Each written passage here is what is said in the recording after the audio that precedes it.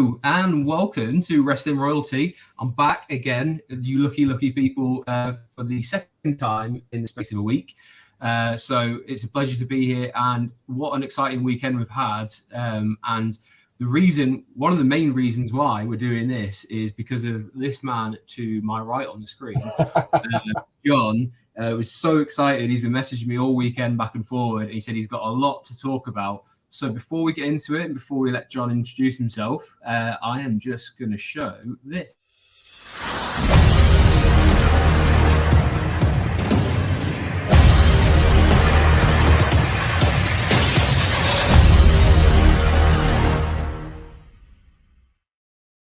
Because it would be rude not to show that after getting that made. So, welcome, John. You're normally a regular commentator, but as I understand it, you were so excited that you had to join me for a bit of a chat about what went down at Royal Rumble 2023. So let you talk to them. The microphone's yours if you want to kind of introduce yourself and what you got going on. Mate, I don't even know where to start after all that. What a weekend it was. Yeah, I'm John. Hello. Honestly, I have not stopped thinking about that Rumble since it all went down on Saturday night. And how great is it, by the way, having an event on a Saturday night? I know we talked about the flip side is that we have to, when they put on a decent event like that, we have to wait till Raw on the Monday night. Yeah. But it's so nice for UK fans to actually get that Saturday evening. It always feels a little bit more special to me. You say that, however, watching it live, my eyes were in the back of my head at around 4 o'clock in the morning, watching or trying to stay awake, desperately to see what big events they had planned for the main event. But yeah, it was nice that I had that luxury of even doing that, knowing that I don't have work in a couple of hours, sort of thing. I do pity you at that time of the morning watching that musical performance, though, buddy. Yeah, to be honest, when I put the kind of deck together of what we're going to be talking about, I have deliberately missed off Hardy, which is a shame because I actually really enjoyed the opening sort of package that they did where he was in it. But I love the song as well, but the live performance just didn't. Oh man. Yeah. And then you had to sit through Roman's 15-20 minute long entrance. Yeah, to be honest, normally it is 15 or 20 minutes, but because of how long that entranceway was, it felt like it was even longer this time as well. You think I read an interesting stat today that Roman's entrance to the ring was the exact amount of time as the LA Knight Bray Wyatt match went on for. Oh my god! It doesn't surprise me actually. I don't know why I'm kind of shocked, but it was just over 5 minutes and 5 seconds or something stupid like that. And imagine what it's going to be like at WrestleMania when he has even more going on and there's like a bigger stage and even more people. It's going to be. I think I might quickly run to the toilet, get some food, and come back and still be in time to see him hit the ring. For sure, man. You know what? Actually, that was just briefly because I'm not sure if we'll touch on it, but that was just to get the one negative out of the way from the Rumble. I really didn't like that entrance way with the right angle. It sort of like. Yeah, it just, I don't know. I wasn't feeling that this year. But anyway. It seems like the dog leg entrance is one that they like using in Rumbles because I'm pretty sure, I don't know if it was the Alamo Dome where Drew McIntyre won, but that was on a dog leg entrance as well. Yeah, I think so. I think it looks good on telly, but a lot of the crowd was saying that they couldn't actually see who was coming into the ring until basically right at the last minute. So. Well, I mean, poor them, right? Being there live, watching history. But let's throw it. It looked really great, though. If you were live in attendance, it looked like it was a really, really good event to be at. Oh, yeah, massively. It looked great. So I'm just trying to, while we're talking, if you want to kind of talk about we'll start with the men's Royal Rumble, just while I put together this slide. If you want to kind of give us your opening salvo. I will say what we're going to do tonight is we're going to kind of zip through a few of them. We'll get to the main talking thing, which is the main event. But it would be completely remiss of us not to stop in on each of them and have a bit of a chat about, what went down. So we'll start how it started on the night and we'll go with the men's Royal Rumble. Were you shocked to see that open? Yeah, I know we discussed during the daytime, and especially I saw the stream you did with the other lads on, was it the Saturday evening earlier on? That was really great, that, by the way. But when you were talking there, you were mentioning about everything being intermingled. You know, like what we could expect later on in the night would sort of be dictated to by whether the Rumble went on first or whether we had the main event first. So I think I wasn't surprised, but as soon as I saw that the Rumble was going on first, I sort of anticipated that we'd be in for something a little bit later on in the night. Yeah. I thought it was a very ballsy move to put it there. But I think it worked well because I think it circumvented the fact that Rock wasn't going to show up at number 30 or Sammy wasn't there at 30. I think it was the only way to get Cody over as a winner, especially him going in at the 30 spot, was to put the Rumble on first to get it on the way. Yeah, no, I completely agree with that. It did kind of maneuver some tricky questions or like expectations, I guess. Yeah. That kind of started to seep in a little bit, I guess, when we were looking at the field was filling out up to the point where they're like, oh yeah, now there's like 27 people have been announced. Yeah. And we had that discussion on Saturday, and it was definitely I don't know, like I'm not a massive fan of knowing everyone who's going to be in the Royal Rumble, and I'm glad they didn't show every single person, but let's face it, there weren't many shocks this year, which was probably I don't know, it was definitely by design. And again, maybe it was to kind of dampen expectations. But as soon as this came on, I think everyone then knew something big was going down at the end of the show. So we kicked off then with, that's the wrong Rumble. There we go. Cody Rhodes getting the win. Obviously, I'm not going to put a spoiler alert out because we are more than 24 hours removed. You're watching a Royal Rumble review show. Please expect that we are talking about them. But Cody Rhodes picked up the W, but that wasn't really the only story going on here. There seemed to be a lot of different storylines tying together. We had a lot of big performances. So although Cody won it, was he the right man to win it, or should someone else have won it? Did it pan out the way you hoped it would? Who was the kind of star of the match? Answer all those in the.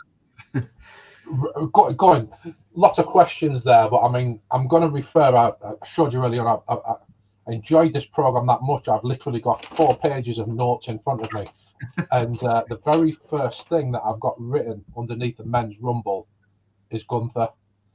So, I mean, like. God, I love that guy so much. And, you know, it's so refreshing to see him basically being trusted to run that event from start to finish. You know, like that's Triple H putting his saying, like, you're my guy. You're a made man now. Like, he's trusted him to elevate the Intercontinental title, and then he's trusted him to go 1 to 30 in the Rumble. Like, I can't wait to see where that guy goes. Fully expect to see him drop the Intercontinental Sheamus at WrestleMania. Just purely because I think he's going to go in for one of the big titles soon, whichever brand he ends up on. Be a nice way to get Sheamus the thing that he wants as well. But, yeah, Gunther for me was the absolute standout of the thing. You know, everybody's seen that Gunther Brock pose down photo today. But he had some great segments as well. He went head to head with Drew, and he was just phenomenal to me. The only other thing that I would say is, yes, I think Cody, in hindsight, is the right person to win it. It was a bit of a strange one because I do feel Triple H give us what we wanted this year. And because we're not used to getting what we want, it feels a little bit strange that we got it. So we're used to getting all of the swerves. We're used to getting the celebrities in there. One of the things I've got written down here is, especially piggybacking on what you said there, I'd love to see them one year not announce as many people. Yeah. I think the reason why they started announcing a lot of people was they wanted to get some eyeballs on the YouTube stuff. They were doing a lot of announcements on that. I just don't really think it's needed these days. Yeah, I definitely agree with that because I think in the past maybe they've had tickets to sell But like this year or this kind of era that we're in at the moment, they seem to be shifting tickets easily. So, sometimes they might kind of have events which are more of the, I guess, like the premium live events, where like your Hell in a Cells, your TLCs, maybe where they do need to sell something. So announce matches ahead of the time there and kind of what the main event is, etc. But the Rumble seems to be the vast majority of people you speak to when you think of the Royal Rumble is you do want to see the shocks and surprises. Now, the other way I kind of interpret it this year is that Triple H had full trust in the roster that he didn't need to spring surprises. He didn't need to bring too many people back. He knew actually the people that are involved here are going to tell the stories and we're going to build the feuds for a lot of them from the Rumble through to WrestleMania. So these are my players, put them in the game. We're not going to have people sat backstage who then carry Raw and SmackDown through. These are my guys, as you said, like some of them. It was only Booker T, wasn't there? Booker was the only sort of like I would class as a surprise really in there. Yeah, and even then, I think if you listen to some of the podcasts and things that he's been on, it was heavily hinted that he wanted another chance to do it. And what did he really do? He came in, did a bookend, did the spinneroonie, got thrown out. Like it was a nice spot, but that was all. He didn't hang around too long. It didn't need it. So I think it was nice. It broke it up a little bit though, right? Yeah. Oh no, for sure. It's nice to get one or two of those spots, but I think we've had Rumbles in the past where they've heavily relied on that kind of thing.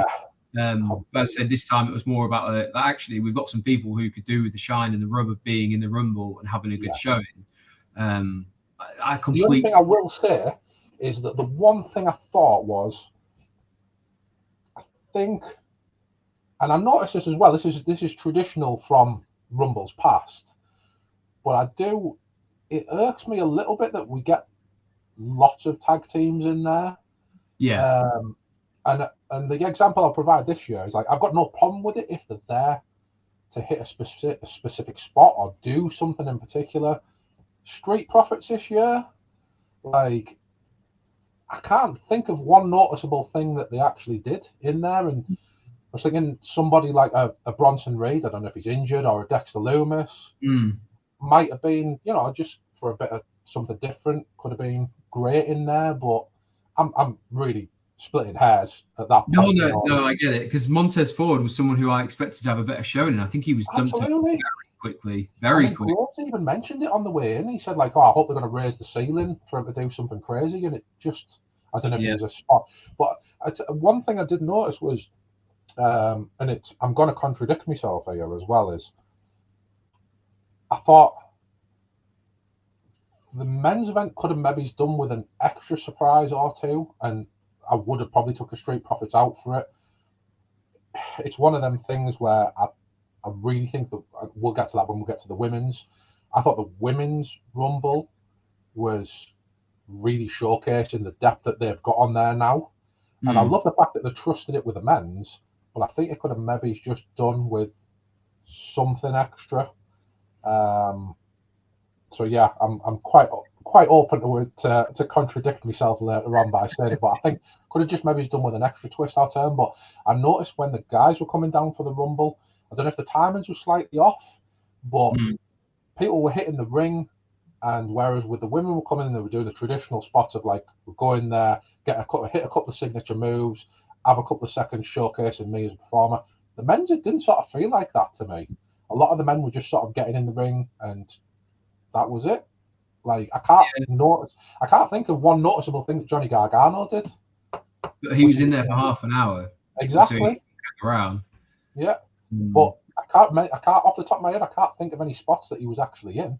Well, he had the one that I kind of think of straight away is he had I can't even remember who it was on, maybe the Miz or someone, where he kind of set him up to do Sheamus's kind of beat on his chest. Yeah. And let him go in sort of thing. Yeah. I mean, Drew and Brock, when they came in, they absolutely cleaned house.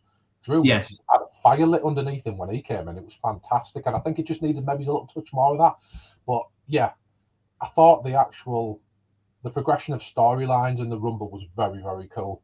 I think everybody sort of came in, had a purpose. There was no sort of wasted talent there this year, which was fantastic. Yeah, and that's nice to see. the bigger one is like making eliminations mean something, and like Dominic Mysterio, as much as people, I don't know, I'd say maligned, but I think it's starting to turn a little bit for him, where people are kind of buying into his, jailbird Dom thing that he's got going on. I didn't like him beforehand particularly, but I thought, are we allowed to swear on here or not? But I thought Dom was a proper chicken shit heel, and I just thought he was fantastic. He was hiding behind people, and then when it was coming to group beatdowns, there was at one point, I think it was, he was hiding behind everybody, and then there was a group beatdown going on. He wanted to go over and join in, and Seth just clobbered him, and it was hilarious. But I thought Dom really, really played into that role the other night. I was impressed with him the other day. Yeah, and I think it's a name that when you go through social media, I don't think he actually got as many plaudits as I think he deserved, because even from the kind of like having the Rey Mysterio mask on, which obviously we'll learn a bit more about, I would imagine, on Raw or SmackDown, to coming out, he looks comfortable in his character that he's got now. And maybe it's because he actually has a character now rather than just being the son of Rey Mysterio. Yeah. And I think now having him in the Judgment Day was a great call. Giving him the kind of relationship with Rhea Ripley was amazing. Yeah. All the way down. The pressure's off a little bit, right? What, sorry? Seems like the pressure's off him a little bit. Yes. Well, I think that's what put him in with a group rather than in a tag team. He can fade into the background, but then concentrating a little bit more on that those social media videos and doing the kind of like attacking at home and going to jail has really done him some favors. So that's an example of how the social media side's helped him. But yeah, fair play to him. Gunther, as you said, we can wax lyrical. Every person he seems to step in the ring with is just over. Like every match seems to go. It's just a banger. Like, to kind of steal the phrase from Sheamus and Drew McIntyre, he just doesn't seem capable of having a bad match, and that's something when a couple of weeks ago he had Braun Strowman on SmackDown and even pulled a decent match there. I was on the watch along with Dom on Give Me a Hole, so shout out to those guys. But yeah, even then we were kind of astounded that he managed to pull out a wrestling match out of Braun Strowman. Yeah, it's really great. I think he's one of them people as well he's got the ability to work against anybody of different sizes. Yes. Phenomenal talent, mate. You know what? I'm going to be controversial as well. I'm going to say that the work that's gone into Austin Theory, that dude's looking like a star. He was coming out the other night at the Rumble, and just the daft stuff where Finn Balor tripped over and then he had to go back, and Austin Theory's just giving it the like, nah, I don't want any part of this. See you later, lads. And it's just his mic work and everything. I think he's bulked up a little bit recently as well. He's looking really good. Yeah. I mean, he's another one whose presentation I think they've got spot on throughout. Like losing the sort of the Money in the Bank contract was probably the best thing that could have happened to him. He just seemed to be stuck with that albatross around his neck. So what I would say, as I'll bring you back, you said about Gunther was you wanted to see the IC title match at WrestleMania against Sheamus. Did you not get goosebumps when he had to stare down with Brock Lesnar? Or the other one that's been kind of rumored is who's the other one that he's kind of rumored that he might be facing? I wouldn't be mad about Drew McIntyre, but yeah, Sheamus seems to be another option. They've got basically give him anyone. I wouldn't even be surprised if they make it a ladder match and he still steals the show somehow. Nice. There's a few people, or make it a multi-man match because I think he's got 3 or 4 good in for him. So I'd take Brock. I'd take Brock tomorrow. I mean, fine well that's one of my dream matches, but it's looking like Brock's going to be tied up with Lashley this year. They could move that away by having them have an elimination chamber, some sort of match as the rubber, and then move him on for WrestleMania. You still get a good few weeks build out of it, and let's face it, you just need to say Gunther versus Brock Lesnar, and people are interested. It's tasty, isn't it? The other kind of storyline that was woven quite nicely in was Edge's return, and then the kind of beat down all the way back down to the entranceway where Beth Phoenix came and helped. What did you think of that story going on?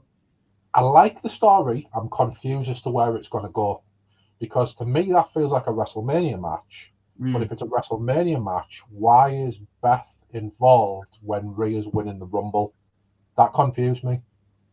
Yeah, there is a kind of overbooking seems to be going on where we're getting like stories going at the same time, like carrying Cross against Rey Mysterio, but we're very aware that Rey Mysterio is still feuding with Dom.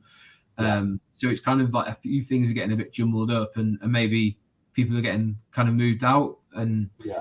I don't know, maybe schedules are kind of being figured out as well. But it does feel like we were going to get Beth Phoenix versus Rhea Ripley at WrestleMania, or some sort of mixed tag match. But you know, it keeps us guessing, which is great. You know, we have chats like this and we message all the time, so it's nice to kind of speculate. What did you think about Karrion Kross going out so easily last night?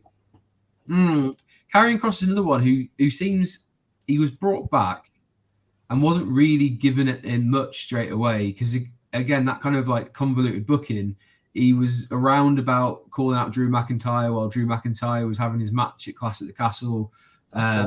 And then they went into like a mini feud, but it didn't seem to be like much about it. And I think he needs a little bit of a fire lit under him somehow. I think he looks great. He looks much better than his presentation when he was in it the first time. But I also think he's just one of those characters or superstars where people just don't seem to care. Like, I know that sounds a bit harsh, but he's missing something, which is odd, because when you go back and watch his NXT stuff, even there he wasn't over. And he got absolutely stung by Adam Cole's, promo where he says, "You get the girl, you get the amazing entrance, and all I have to do is ring the damn bell to make me look special." And that was so true. And like that's it. That's all anyone's ever going to remember when they think of him at the moment. So they need a hook. He made his debut, didn't he? Didn't he put the hourglass down on Roman Reigns? Yeah. Yeah, but where would you put him in the grand scheme of things, which we'll get to, in terms of there's so many people in front of him that people want to see go for Roman. So out of 10, what would you kind of give the Rumble match this year? I'm very reluctant to give anything a 10 because that sets the bar, but I'd say it was the best Rumble I've seen in modern day. It's definitely an 8. Yeah, yeah, it's definitely an 8. The only thing we haven't mentioned there is I'm glad that they went full heel on Logan Paul in the end. Just looking back in with the interwoven storylines, the Logan Paul Seth thing definitely looks like Seth's going to be babyface in that one, which I think is going to suit Logan quite well, because the dude's an unbelievably talented wrestler, but I can't stand the guy. A lot of people sort of feel the same. I know it's the character he portrays, and that's fine, but I think it'll do him well to lean into being a heel this time around. Yeah, for sure. I think that they definitely need to lean in. He needs to lean into that character, because he knows that he's polarizing, and more often than not, he's not liked. So Seth can play either side, but he's really over with the crowd and orchestrating is kind of like the theme, which I think, to be honest, he's probably only got until Mania before that becomes old hat, and he'll have to kind of reinvent himself a little bit more anyway, Seth. But the move between Ricochet and Logan Paul was outrageous. We have seen that before. NXT fans will remember that we had Ricochet versus Carmelo Hayes, did it, but it was notably a smaller NXT ring. So props to those guys. You have to be super athletic to be able to time that and pull it off. You know what I liked about it as well is they made it look as if it was just sort of an on the fly thing. If you a lot of the stuff last night, where one of the things that I really enjoyed about the show was that it felt a lot more relaxed amongst the performers, and commentary last night. I keep saying that. Was it last night? Night before? Commentary was super. But if you listen to some of the mics that were close up to Logan Paul and Ricochet, they're like talking to each other, and Ricochet's going like, can you do this? And Logan Paul's going, can you do that? Okay, let's do it. And then the both sort of went at it, and it just felt spontaneous. It probably was rehearsed to death, but it came across really well, I thought. Yeah, 100%. And yeah, you did mention it very quickly as we move on to the women's rumble. The commentary. I was reading earlier that it was a legitimate surprise for Michael Cole that Pat McAfee was there at all, and they didn't tell him. So they literally that reaction that you see is completely natural. You could tell, I think. Yeah, you can. I think Michael Cole's one of those guys where you can tell when he flips from being like unscripted to down the line company man. And he's also always so happy to see his friend. Yeah. And he reinvigorates Michael Cole on commentary massively. Oh mate, honestly, I've got a couple of things written down. He constantly kept referring to Mysterio as Con Dom as opposed to Dom Con. He was saying like people watching on the cock, you know, all sorts of stuff. Yeah. Michael Cole was in absolute bits, and that segment where Graves was mentioning about the Banger Brothers admiring Otis's hip thrusts. But you know, it's things like that where it just felt spontaneous, and it genuinely felt to me like it was a couple of mates getting back together over a couple of beers and calling a match live, and it was just so great. It was so great. I'm aware of time, so we will move on definitely, onto the Women's Rumble, which yes. I'm keen to get your thoughts on, but it was a very different match from the one that we saw for the men, who, as we said, relied very heavily on the main roster that we already have. There was Booker T and very other little surprises. With this one, we only had about 19 names, so we knew there was a good 11 or so people to come in. You know, expecting to see the likes of Lita or Trish or whoever that they've called upon in the past. But this year, we got a very heavy NXT influx. What did you think of that? I thought it was bloody brilliant, Matt. I really did. One of the things that's put me off women's rumbles previously is because they keep calling back to people like your Litas, your Trish Stratus, and there's a place for that, of course there is. But I think one of the gripes that I've always had is that the women's roster's not been deep enough. I know we've talked about it with the tag titles before, but I just think that, I mean, I had a look. I've got it written down at one point. I paused it because I was looking in the ring, and you had Piper Niven, which I think is great. She's got her name back, by the way. Yeah. Liv Morgan, Bayley, Asuka, Dakota Kai, Rhea Ripley, Io Sky, Zoe Stark, Xia Li, Becky Lynch, and Chelsea Green. And you know what? It didn't need any legends, and it didn't need any callbacks, because absolutely everybody in that ring at that time, it was just so diverse, and it was so great looking at it and just thinking like, wow, just go for it. This is fantastic. I really enjoyed the fact that the word calling back to the past in it, like top marks. Yeah, it's great. And I think, like, I'm not sure that on the exact stats, and I will probably, for my full review, go back and try and calculate it. But I would imagine over the men and the women's, it must be something like 80% of entrants have gone or touched NXT at some point. Yeah, for sure. I mean, you had, was it Roxanne Perez, Zoe Stark, and Indy Hartwell are still there. Yeah. But you were looking through the rest of it, and I was thinking, like, I think because I watched NXT for so long as well, that's probably why I was so invested in the Women's Rumble in the end, because of the amount of people who'd been there and because of the amount that I've seen come up through NXT. Yeah. I'm not sure if I might feel differently if I hadn't seen NXT previously. Maybe I would, but I just thought it was great. I really enjoyed it. Yeah, and I say giving that rub to the girls from NXT is fantastic. And to be honest, I wouldn't have even been mad if they stuck a couple more in. Like Tiffany Stratton would have been a good one to kind of start drip feeding in. But yeah, the men's Toxic Attraction could have been good. Yeah, but I guess like for the likes of Toxic Attraction, it was interesting that Roxanne Perez was in it on the basis that we do have Vengeance Day on Saturday coming up. But again, having the main champion's not a bad thing, and it gets a little bit of exposure before hopefully, in the future they can bring her up. So she is very young, so that experience stand her in great stead. And imagine being a young NXT champion and then getting your chance to go out in front of 50,000 odd people. Oh man, it must have been mind blowing for her. I thought she did really well as well. Really well.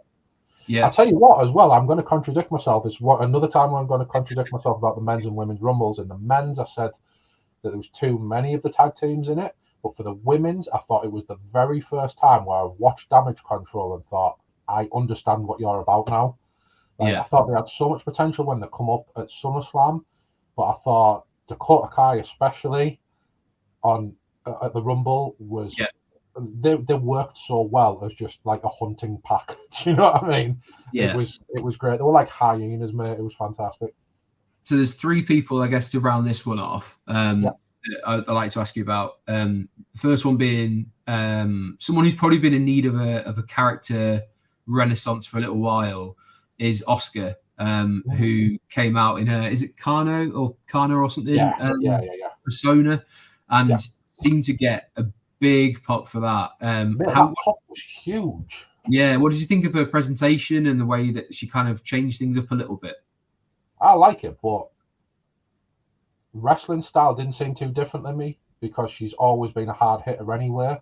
Yeah. So it sort of seems like she's changed the mask, but not really changed the entrance. And if she'd have gone into a completely different sort of style, I would have been like, oh yeah, cool looking. But it sort of looks like she's just been away and had a bit of a haircut and changed the face makeup a little bit. I didn't notice too much of a presentation, but I am an Oscar fan, so it was really nice to hear the pop that she got for, coming back. But I don't know. You see, I never actually watched her before she got through NXT and WWE, but a lot of people are saying that this was, was it New Japan she had this character in previously, or? I don't think it's New Japan because I don't think New Japan has any women's wrestling on it, does it? I think it's one of the I don't know much about that side of it. Yeah, there's definitely a couple of Japanese promotions where they're out, where she's been in it. And I'm the same. I think I've seen a couple of matches watching back on YouTube, but it's very difficult to get an understanding of character. So I get what you're saying, but I wonder if that comes in the next few weeks. Promos might be different though, right? I just hope you just do it in Japanese. Again, on that show on Saturday, we were saying if you can't understand her, that's your problem. That's the kind of way she's got it down. It said, I don't speak it American. I'm going to do it in Japanese, and it makes me sound a bit more threatening, to be honest. A Rumble's a tricky place to debut a new character. Yeah, because if they get eliminated, then you think it might squash them a little bit. It'd be interesting to see someone like Chelsea Green, how she rebounds from being eliminated instantly. Have you not seen the? You see, I don't know anything about Chelsea Green. I've not really seen her before. But just before we come on air, I watched the backstage promo she did, and it looks like she's going on to being a full blown sort of Karen style character. Right. And for somebody who just sort of like just come into the company, like it looks like she's got some balls on her because that was quite a ballsy promo that she cut. So I really hope that she continues with that. It's something different. That's cool. And then the last two were I say the last two. I believe they were also the first two. Liv Morgan and Rhea Ripley both kind of went the distance, but only one can kind of emerge victorious. What did you think of those two, just to kind of finish off the women's rumble? Well, I think Rhea's just an absolute superstar anyway. I think just a demeanor and selling of everything in that rumble the other night was superb. Even the stupid stuff like she busted her nose open by accident, she's wiping it on her face, I thought that was great. One thing I really love about Rhea is that she's come out today and said that like the one person she needs to give full credit to was Liv for coming in at number 2 and going all the way through with her. I thought Liv had a phenomenal showing as well. It's really nice. I was concerned when they put the belt on her and then it dropped off straight away. Where do you go from there? But she has such a strong showing at the Rumble. It shows that they still care about her, right? But I thought that final spot with the 3 of them was so well done. Yeah. When Rhea slipped off the mat and grabbed hold of the top rope, that could have gone wrong so easily. And I just thought they did really well, but Rhea was phenomenal. I'm curious as to where she goes. I'd like to see her cash in against Bianca, I think. I think that'd be a great match, but I wouldn't be mad if she does it against Charlotte and we get a rerun of a couple of years back when Charlotte went over on her. That's right, yes. You've got, I guess they've been teasing the Bianca versus Rhea match, and maybe on paper that excites me a little bit more. And that's also from Bianca's perspective because she's had this feud going on, and we'll cover that one coming up. The Alexa feud, I don't think it's done anything for either of them. And I think she needs, as I said on Saturday, she needs a good dance partner. I think Rhea versus Bianca could be huge for both. Real shot on the arm and kind of validation for what they've been doing on NXT to bring both of them up. But then the Charlotte thing of like that WrestleMania behind closed doors and to get a bit of retribution there, you've got a built-in storyline. So there's not a bad way that they can go here, to be honest. No. The world's their oyster. I can also see Dom being a kind of male valet at times for her, which could be entertaining as well. Well, I could certainly see Dom being in there and getting completely whipped by Bianca's hair in the main event of, it works, doesn't it? it'd be a great little story. I mean, Bianca against Becky last year was arguably one of my matches of the weekend. It was so great. It Yeah. was so that was why I was disappointed last with the Alexa match. But yeah, we'll get there. Yeah. Well, let's go there now. To be honest, it's going to be a very quick conversation. For me, and I don't know if you agree, it was the poorest match of the night. I didn't feel much towards it, which hurts because I've always been a massive Alexa Bliss fan. I'm completely, 180'd on my opinions of Bianca Belair. I think everything that she's done since her call up has been fantastic, but it isn't clicking, and I hope this is it now. It's done. Yeah. Can't argue with any of that. It was 7 minutes, and I can remember Bianca doing a flip off the ropes once and Alexa getting her knees up and then doing it again, and that's about all I can remember from this match. There's I heard somebody talking today and it was great, and it was talking about feuding for a belt isn't enough anymore. It's what you put on top of it, the storyline. I mean, we'll get to the Bloodline stuff later on, but that's just an example. There's been nothing to grip my interest between Alexa and Bianca, which is a real shame because I'm a massive Alexa Bliss fan. But this isn't working for her. I'd argue that the Bray Wyatt stuff, it was nice for her to sink her teeth into, but I wasn't really feeling it for a different reason, which we'll get to shortly. I just want them to move Alexa on and give her something that she can sink her teeth into. And likewise for Bianca, this is just not doing anything for either of them, and it was a really, really poor match, if I'm being honest. Yeah, I think there would have been better place to have brought the goddess persona back, especially for this feud, because I think as much as it's kind of cliche, having, I guess, the sort of bitchy like high school cheerleader versus, someone else, that kind of high school drama-esque might have worked a bit better here. Yeah. I just think it was the wrong time for both of them, because Bianca is now kind of struggling to remain relevant and fresh, whereas the feud that she had with Becky showed everything that she can be. This is everything that you don't want her to be. So I don't know if it reflects badly on either of them, or just kind of we shouldn't do that one again and move on very quickly, like I'm going to here. I don't think it's going to be anything that's going to hold them back, but I think one of the lads from the other night that you were chatting to said that you get into that sort of time period now where the audience, where they were popping for Bianca to start with, and maybe starting to get a little bit bored of it. Yeah. And I'm looking through that women's roster that was in the Rumble. There's all sorts of people that could be set up for a really big feud with her as well. So maybe it's time for a change. I don't know. We're going to do the Bray Wyatt match, aren't we? Yeah, we might as well carry on the sort of maybe like underwhelming.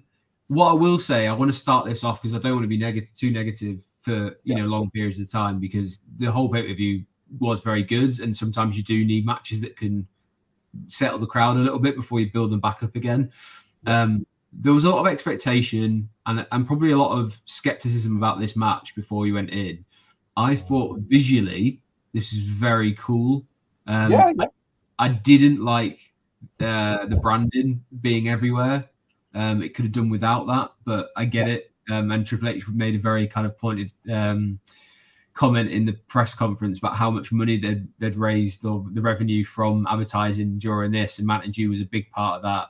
And Cody Rhodes was drinking it afterwards, saying he hasn't had sugar in a few months, so he's going to have to try it. It's really good. Anyway, like even from this picture, you can see he has like a little, what I think is some sort of paint or transfer of the logo on his arm. Don't need that. I think that's ridiculous. That was too far. But you can see the little bits and pieces, and on the next, I think, slide as well I've got is they did some really cool visual stuff. Sure. That hasn't been done before. Welcome that. But I think they were onto a bit of a loser from the actual match content from the minute they were kind of burdened with a Mountain Dew pitch black match. Yeah, I think so. And then to find out it was basically an Extreme Rules match as well. Yeah. So it was an Extreme Rules match with some different lighting. So I thought that was very ballsy, by the way, because this is going to sound quite harsh. There's some pretty weird wrestling fans out there, and to have a blue light on with some of the audience Well, yeah. That was an interesting choice, and I think I've seen a camera shot from behind, and I think it was only in the perimeter of the ring. Yeah. I don't want to see this again. I certainly don't want to see it sponsored by anyone again. Yeah. But I guess the main talking point was, what did you think of the Uncle Howdy elbow drop? Yeah. You know what? If they'd have done it away from an area, I mean, it looked like it missed by a mile anyway. But if they'd have done it away from an area where the crowd were, who were filming it and then going to be banging it on the socials the next day, probably wouldn't have been as bad. I've got an underlying issue with this whole thing, really, and it's I need to get it off my chest. I love Bray Wyatt. I love him as a person and as an individual and as a creative. I think he's fantastic. I think I'm starting to have an issue with him as a wrestler. And the reason why is that I can't see how anybody comes out of a match with Bray looking better than how they went in. Yeah. So that to me limits who he can feud with. Like we saw Seth, John Cena, the list goes on. Can you see him feuding with the Roman Reigns? Because I can't see Roman wanting to touch him. LA Knight, there was all that build up. LA Knight was looking like $1 million going into the match. He was talking, and I genuinely thought he had a shot. And yeah, he didn't get absolutely decimated. And they're lucky that LA Knight can just be the guy who comes out and laughs it off, and it won't damage him at all. Yeah. But where does Bray go from this unless he's fighting with Uncle Howdy? And I don't know, man. Maybe it's just a little bit more needs to be revealed. But I think they really need to kick this story on from now. Yeah. Because I'm starting to struggle with it. I'm really starting to get bored of it already, which is disappointing. Yeah. And I do trust it more in sort of like Triple H's hands than I did in Vince, because I think they booked themselves into a corner last time. So I'm curious as to where this goes. But do you think it's in Triple H's hands? Do you not think one of the issues here is that he's allowed free reign and has maybe pulled away too far, and it's actually Bray's like, I have this story, but you're gonna have to trust me, and it's gonna go somewhere. And they're like, cool, but we'll let you crack on. But maybe it's time to shorten the creative leash a little bit, and bring him in and say, it's like the actual. You know, the build up to the match starting itself was superb. I don't know if you noticed on the way in, you had the Wyatt Six slitted down the walkway coming in. Yeah. That was great. He had the six in the side of his hair. As a creative, that guy is an absolute genius. Mm-hmm. But when it comes to the execution of the matches, I'm not so sure anymore. So, talking about... Well, I'm not sure it's as controversial as you think, maybe. But talking about execution of matches, let's talk about the main event to finish off. We'll keep keeping it tight, but I think both of us could wax lyrical about what transpired for the final half an hour of the show. Yeah, I love the piece that you wrote for Rush on Rock, by the way. I know it was heavily centered around this, and it's honestly, it's dovetailed exactly into how I feel about the thing as well. It was just, I could talk for hours about just that one segment, and the balls on the guys to let it run for nearly 20 minutes afterwards. We're going to keep this as succinct as we can, because this could just turn into a love-in of epic proportions, and it quite rightfully should as well. I'm just going to put in the comments the link to the article that I wrote, which is a very sort of deep dive into just the main event. I will be doing a review of the kind of whole show in written form, but as people who know me and know what I like to write about, I like to tell stories and through features. And as someone who loves stories, I don't think you can get any better than what we were presented with after the final bell rang. The match itself, very standard, I'd say. It wasn't rushed. It was a good kind of back and forwards. I think Roman maybe dominated a little bit too much for my liking. I would have liked to see Kevin Owens maybe get a couple more false finishes or something along the way. Just a personal preference, because I would like Kevin Owens to come out with stronger than he did when going in. But that wasn't what the night was about. It became very apparent very quickly after the match finished. This was why this match had to finish the night, and there was no other choice. What started out as a brave choice to have the men's rumble open became very clear and obvious. So we'll pick it up from the final bell. Talk us through what we saw first of all, John. Well, yeah, I mean, what's interesting about Roman right now? Sorry, I just want to mirror what we were just talking about with Bray there, by the way, about storytelling not paying off in the ring. This is an example of storytelling and in-ring ability mishmashing and just hitting all the right notes. And I do credit a lot of this to him, and that guy is an absolute genius. I was looking back through our WhatsApps actually the other day, and even as far back as sort of 2018-19, we were talking about what sort of influence Heyman has on storylines.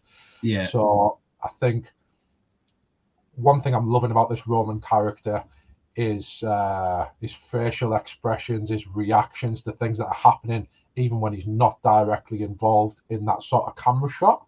It's Heyman all over. But yeah, as soon as that bell finished up and KO got handcuffed, I mean, they'd sort of choreographed a little bit during the match anyway, because the match wasn't really about the match, was it? Let's be fair. The match was always about what was going to be happening afterwards. And I like the fact that the wove Sammy on the outside constantly being played by Roman and kept on Heyman's leash. That was more the story of the match to me, rather than KO being in there. KO's just an absolute trooper and performed his part amicably. But as soon as he got handcuffed up, you sort of knew what was coming. And it was brutal, wasn't it?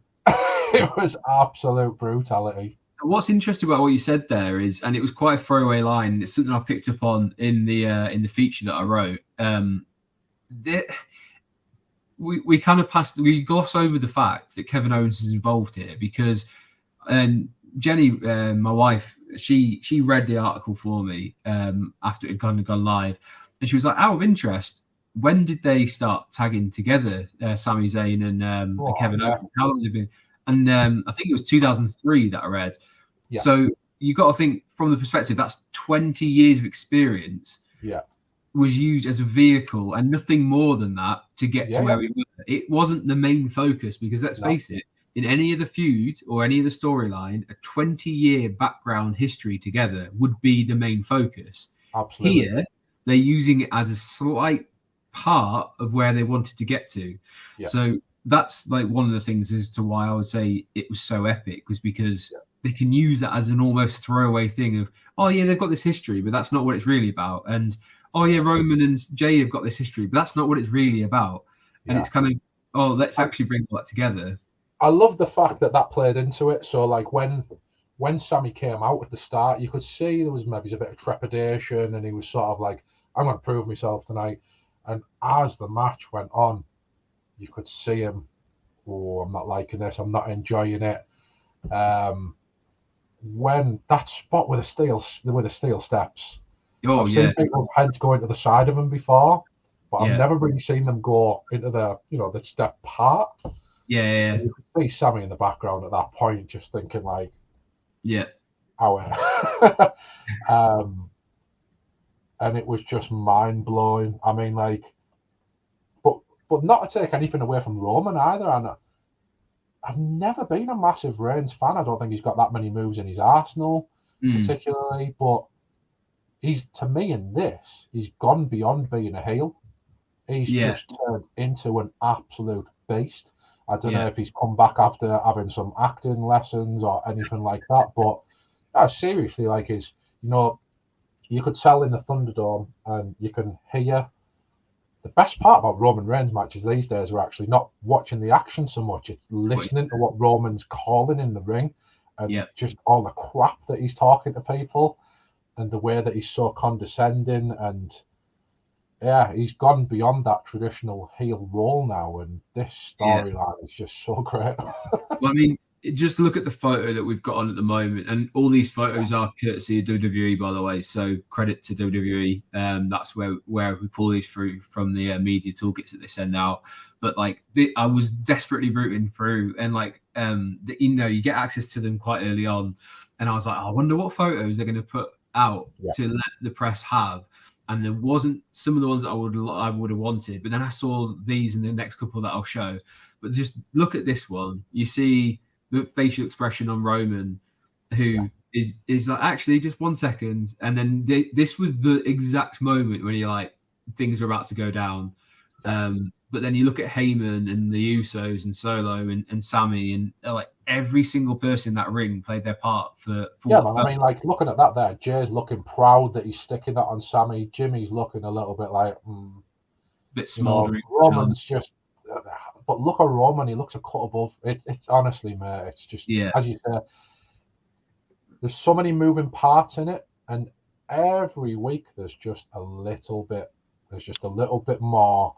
On Reddit today, somebody's banged together a brilliant video. If you get a chance to watch it, they're doing a weekly montage of Sammy and Jay's interactions from the very beginning of just them two, and it's up to 11 minutes long now, and it was sensational. So what we saw, the way that it moved on throughout, where Roman was going through his repertoire of trying to coerce Sammy into it to start with, and then it was the making him. He was saying like, it's gone too far now, it's done, you're ours, we're yours. Look at this guy, he doesn't care about you, he's dragged you down since day one, he's an anchor, I care about you, I love you, I give you everything, this ring is yours when you're with the Bloodline, otherwise go and do the jackass shit. That was where it started. And then he was like, take the chair. But the bit that I loved about the chair thing was the fact that Roman was turning his back on him, and they didn't just go all in to start with. So it was like the first time he turned the back on him, like Sammy sort of held it up a little bit, and Roman just turned around and was like, "Come on, man, pull the trigger." But you kind of heard like, when he did it the first time, you heard the crowd sort of bubble up a little bit, and you're like, yeah. Everybody was sort of getting the balls up. Everybody was like, "Go on, do you dare do it? Do you dare do it?" Yeah. And then the next time it was like a typical like, the come on isn't going to work. It was the blackmail side. So the second time Roman walked in front of him, he turned round, walked up to Sammy, and he says, "Are you crying?" Yeah. And then he looked at Heyman and he says, "He's crying." And Heyman goes, "There's no place in the Bloodline for crying." Yeah. And then it was the pie face, and he's sort of ramping it up a little bit then. Yeah. And then he walked back over, and as soon as his back was towards him for that third time. When you go, if anyone goes and watches it back, and there is the clip I included that we had on YouTube, which has been viewed over 20 million times inside 24 hours. That's crazy figures. But the third time he pushes him, and then Roman starts to walk away, you just see this look on Sammy's face going like, I now know what I have to do. And it's such a sudden like shift, just bang. And he's like, right, okay, that was the pushing point. You can pinpoint it. And for me, that's the part that I can't stop watching. So it's the part like, first of all, you've got the crowd. It's almost like they were sort of like waiting for the crowd to organically get to where they needed to be. And Sammy's so good. He's so good. And whatever they threw at him, he's so good. He just knew that was the time, and that pop for the chair shot. Like, that's it. It's we throw it around, but like the term of like all time, like that is up there with all time pops. Like I'm talking, and it's a really random one. Linda McMahon at WrestleMania 17 standing up was a huge pop. You got the noise, but like sometimes you get moments where it draws out and it's quite a like it builds and builds and builds. This one felt like a pressure cooker, and then it was like someone just going like, you know what, I'm just going to add a tiny drop of gasoline. And the minute that he swung that chair, the Alamo Dome absolutely exploded. But then after that, the killer was like, it's like they go like, this is where the story's going to go. And everybody knows the story's going to go there. But then there's that little extra bit that Heyman pulls out and goes, but actually, this is really about Jay. So Sammy turns round and he says, I'm so sorry to Jay. If you watch that clip of while that's happening, Jimmy is literally just stood there, just waiting for the right minute for Sammy to finish that interaction that they have going on, and then he just stone cold executes him. And at that point, I was like, wow. And and then it starts. I thought it was very poignant that when Sammy turned around, he knew straight away, and like the way it was conveyed, and you could tell, because everything that you do in wrestling, you have to kind of like put a little bit more on because you've got such a big audience. You're trying to not just do it for TV. You've got to, every movement that you do has got to be exaggerated for the audience that's there in the arena. 50,000 people, you've got to kind of convey everything. As soon as he hit it, as a TV viewer, you were like, oh, he's in trouble, because now you're either going to see that people side with him, but the way he was resigned, he turned straight away, looked at no one else, and apologized to Jay, because he was like, out of everyone in that ring, he knew he had to justify his actions to one person.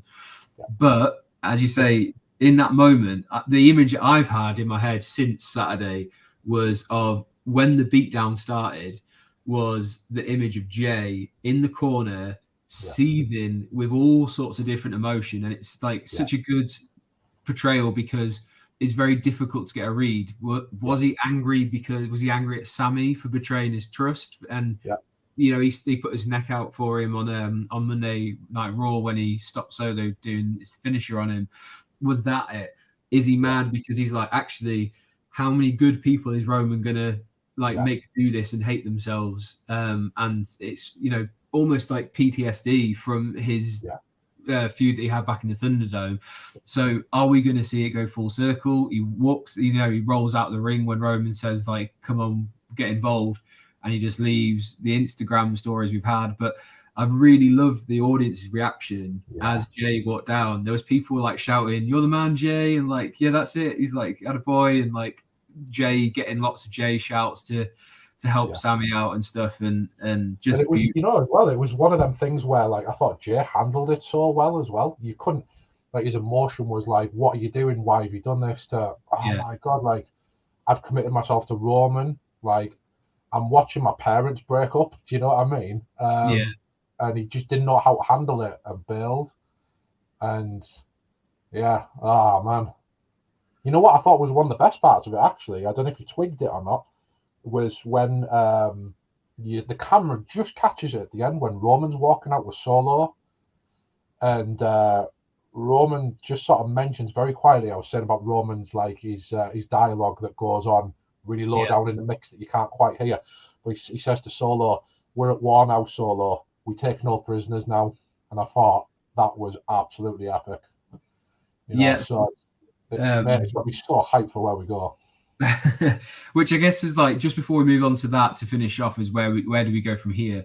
The language where you kind of were reading out some of the things that he said, and like, I think the ones I have written down were the "Your ours and we are yours," and the "I love you and I care about you."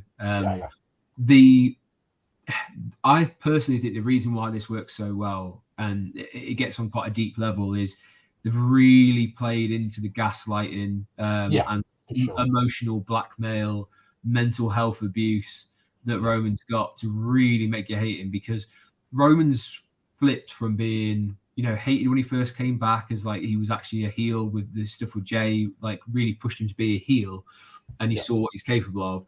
As you said, he's gone to this other level because he was quite a cool character, and that's right. When he goes in the middle of the ring and he says, "Acknowledge me," and people will like kind of lose their minds for him. But now hearing him showered with the "F you Roman" chants, dropping the petals on him, that tapping into that can be dangerous, because it can be seen as quite a rocky ground to push into. But it's been so subtly done that it's like, how many people have probably found themselves wanting the adoration or the love of someone that turns out you've been had the whole time, and they've got a power over you that you just can't quite shift off. And that kind of guttural roar, as I said, it was around the Alamo Dome, was because it was that moment of someone breaking free of their chains and going for it. And I really hope at some point the vast majority of us have been there, haven't they? Let's be fair about it. Yeah, and I think that's why we kind of like, we always would root for the underdog, and Sammy has, you know, they've made a career of being the underdog, and we wanted him to kind of see that he is being used for a while. His best frenemy has been telling him he has, but that moment, like, kind of then just goes, cool. Everything now is like, what happens from here, because we've had the sort of payoff of a few months build, but that's not the end. The end No, is that's not the payoff yet. They've still got to get this bad boy over the line, right? So to finish off, we'll have a couple of minutes just kind of thinking, where did we go? We've got Elimination Chamber on the way as the next premium live event before we get to WrestleMania. But WrestleMania is only about 60 days away. I think it might be 61 days away. And we seem to have a little bit of a problem in terms of the path is not clear for Cody just to come in and have a Roman feud. It's not as linear as that. Yeah. Where does Cody fit into this before, or does he fit into this? Is there another route that they're going to go down? I don't think so. I think one of the things that we need to get our head round is we've fantasy booked some weird stuff over the last couple of years due to the fact that Vince used to change stuff up on the fly. Watching the product now reminds me a lot of NXT under Triple H, where it is quite a linear approach, where you do give the fans what they want, but the story is long and the story pays off. But sometimes you do get the simple approach incrementally rather than the big swerve. With that in mind, I think the stumbling block here isn't actually Cody. I think Cody's story pretty much writes itself. I think the stumbling block that I see is the tag team titles, and what we do with the tag team titles. So, well, let me tell you where I think this goes. I think, controversially, Cody needs to lose to Roman at Mania, because I don't think it's in Cody's journey at this point for him to come straight back into a company and win the belt. I think he's got to earn it. I think he'd want to earn it. And I think Cody loses to Roman on night one of WrestleMania. Big shout. I think if you have Roman lose to Cody, you can't do Roman against Sammy. And I think we're going to get Roman against Sammy. And I think Roman's going to do both nights. Yep. I think we're going to get an Elimination Chamber with Sammy and 5 others. There's plenty of stuff going on at the minute. You can throw a Gunther in there. You can throw a Brock in there if you wanted to. You throw a Seth in there. I think it'd be great. You've got a really solid... Hell, you could throw a Jay and Roman in there if you wanted. Probably not Roman, because I think they will make it. It wouldn't surprise me on Raw tonight if you get a double header. You get Cody coming out and saying, I'm not really bothered about the Universal Championship. I just want the one my dad didn't win. At the same time, Pierce is got to be getting teed off about the Usos coming in and the Bloodline running the show every week. I suspect that might be why it was done for a couple of weeks on the road. They did that random, the Bloodline are taking over. There's got to be a little payoff to that. I think that's been done to tee Pierce off. And it wouldn't surprise me if Pierce comes down tonight and says, right, we want them titles split, Elimination Chamber. Roman, you've gone too far. This is going to be, you're going to do both nights. And I think Sammy effectively pulls the Kofi Kingston approach in the Elimination Chamber. You know, where Kofi did that night, he did the gauntlet. I think Sammy's going to overcome all odds in the Elimination Chamber to win. Maybe they put Jay in there with him, and maybe Jay helps him out to get the win. But I can honestly see Roman against Cody. Roman wins night one. Sammy wins night two. The only thing that's sort of throwing me a little bit is, where does KO fit in? I guess you could have KO against Solo at Mania. I'd be quite interested. One of the theories I saw today, which I thought was brilliant, I'd be quite interested in a Jimmy versus Jay match at Mania to decide, the winner of the match decides whether they stay in or out of the Bloodline. I think that could be a nice little wrinkle. But I can see Jay going back with Jimmy in the short term to keep hold of the belts. But as I say, the belts are the only stumbling block for me. What do they do with them? I wonder if there's a way of them, of Jay dropping the belt and it being Solo and Jimmy. And then maybe you kind of go down that route. But I like the idea of a brother versus brother match. The only reason why they might not is because I'm pretty sure they're going down the father versus son match route for Ray and Don, and that might be a bit too family heavy.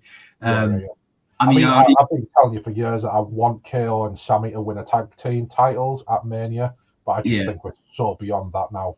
No, the minute that he swung that chair and got the reception he got, I think that was the moment where, like, if Triple H and the creative staff didn't hear that and go, actually, if we hadn't already thought it was going to be that over, that was the moment they have to wake up and say a tag team match would be anticlimactic at this stage. I think we are past it, but I wonder if there's also maybe something that you could have a triple threat match between all three of the brothers, Solo and Jimmy and Jay face off. I mean, a big implosion of the bloodline, but I don't know. They could still easily just as easily. So many ways it could go, isn't there? They could do a 6-man tag of Roman, Solo, and Jimmy versus Jay, Sammy, and Kevin Owens at Elimination Chamber. There's that route to go. We need to hear from Jay. I think is the short term. We'll see how he goes and explains what he did that night. But the best thing I could say is it's fun to be a wrestling fan again. Isn't it?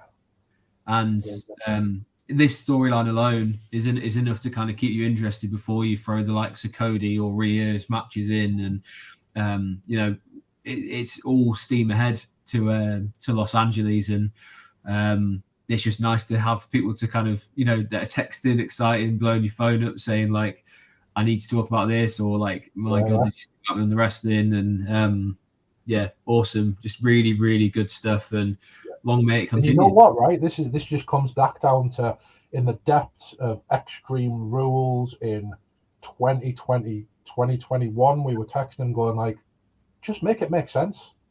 Yeah. Just keep it simple and make it make sense. That's all that's happened recently. Yeah. It just makes sense again, and it's fun. Absolutely.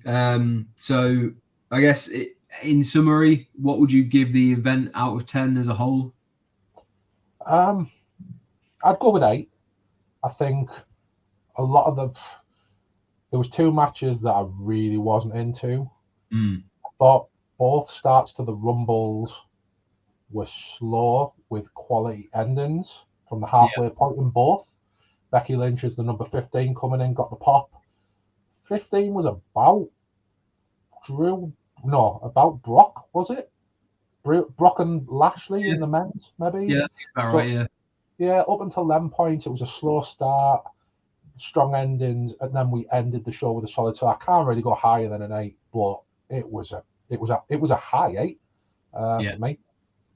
Yeah, I would say 8 is probably on the money for me as well. 2 very good Rumble matches in terms of storytelling that was in them, an excellent main event, and I guess it's even like an event on its own after the match had finished. But yeah, 2 undercard matches that needed a little bit more finesse behind them and a little bit more meaning. Could have pushed this up to an all-time Rumble event, but certainly much better than we have been having over the last couple of years, especially when it comes to the Rumble, which is great to see because it's still one of my all-time favorite events. I look forward to it every year. Yeah, it's nice that we're tuning into something and then going, what's next? What's next? Yeah, which is what it's all about, right? Oh yeah, 100%. So what is next? Monday Night Raw is tonight, and then we're a few weeks away from. When are you elimination chamber? Is that like 3 weeks? Normally there's about 3 or 4 weeks in between, isn't there? Yeah.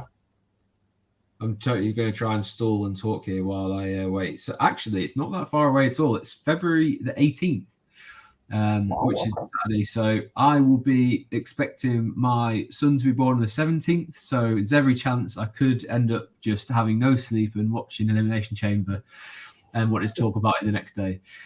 So sounds good. Yeah, so I think we're only about 2.5 weeks away from the next Premium Live event. So that doesn't leave a lot of turnaround time for stories to progress, but let's face it, they're in a good position. So I know you're a bit of a recluse when it comes to social media, but I'll give you the next few seconds if you'd like to plug anything. Feel free to say your piece. You know what, mate? I am a recluse when it comes to social media, and I generally stay away from it. But what I am going to do is I am going to plug you and your writing, because I think you know fine well how I feel about your writing, and especially about the stats that you go into and how passionately you put words on the paper. So I'm going to plug the Russian Rock article from today that you put up, which I think sums everything up that we've talked about, and it is just yet another example of your fantastic writing, my friend, and it is truly an honor to be able to text you and have these chats. Well, I appreciate that, and one of the main stats I'll leave you with was there was 8 minutes and 11 seconds of no commentary during the Royal Rumble at the end. So that's a long time of letting the words speak. The images speak for themselves. But I appreciate you joining me. You can find us obviously on the YouTube channel. It's the first YouTube live video that I've done, linked up with everything. So we're live on Twitter, we're live on Facebook, we're live on YouTube for the first time ever. And you were Don't tell me these things. I don't do socials. Well, I waited till the end to tell you. So you didn't kind of freeze up. But anyone who's watched tonight, appreciate it. Check us out on RussianRock.com. John is very understated and will not kind of big himself up, but he's also a very, very good writer, and you can see some of his work on there. Check out his opinions for some of the top 10 end of year stuff on there. Lots of great content. We've got loads of stuff going on in the next few weeks as well as we ramp up the content and ramp up the videos. You'll see a lot of my face, unfortunately, coming up on different socials, on different channels. I'm getting myself out there this year. That's the big thing as we build up to WrestleMania and beyond as well, because wrestling, we're all eating at the moment. It's a great time to be a wrestling fan, as I said. So thank you for spending the last hour and 12 minutes with us. I've been Andy. He's been John. This has been Wrestling Royalty. And here we go.